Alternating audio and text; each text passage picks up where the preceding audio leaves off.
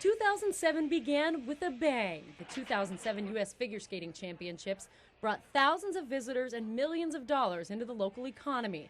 Spokane broke the attendance record for the 8-day event. But in sports, February brought scandal. Just before midnight on February 9th, Cheney police pulled over a car driving without its headlights on. Inside, they found psychedelic mushrooms and marijuana, and Gonzaga basketball players Josh Heitfeld and Theo Davis. The incident took the players off the court for the remainder of the season. There was a use of an electric dog training collar used on this girl. March brought tragedy and triumph. First, unimaginable horror in crimes committed against a small child. We know that her head was held underwater, her hair's torn out, multiple injuries all over her body. Summer Phelps was just 4 years old. Police say her father and stepmother tortured and killed her, her tiny body covered in bruises and burns. Her death launched the Our Kids, Our Business campaign for community outreach for child abuse. John and Adriana Lyda will be tried separately for Summer's murder in late January.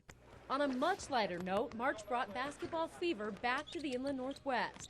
Gonzaga made another run in the NCAA basketball tournament, but they were not the only game in town. Washington State celebrated a return to basketball glory. Coach Tony Bennett brought the Cougs back to the NCAA tournament. On April 16th, a Virginia Tech student walked into a classroom building and killed 32 people before shooting himself.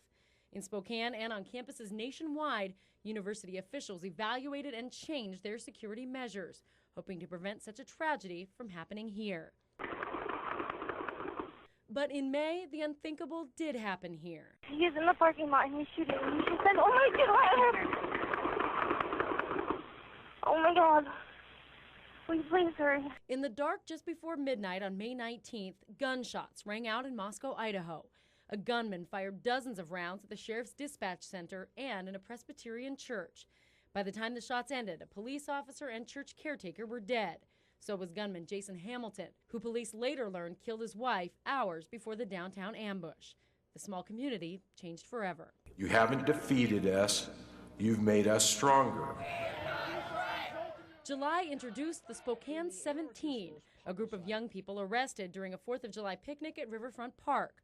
It sparked a debate over free speech and police brutality that continues as those 17 await trial. Also in July, one of the biggest fires in Spokane history. Flames and smoke could be seen for miles on July 23rd as fire erupted at the Whitley Fuel Depot in East Spokane.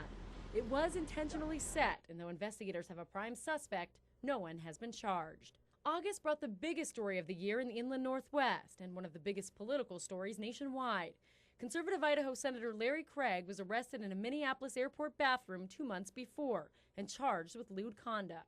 I chose to plead guilty to a lesser charge in hopes of making it go away. But by the time the news broke in August, the damage to his career was already done. Craig eventually decided not to resign and will finish out his term. And the last 2 months brought even more political scandal to the Inland Northwest.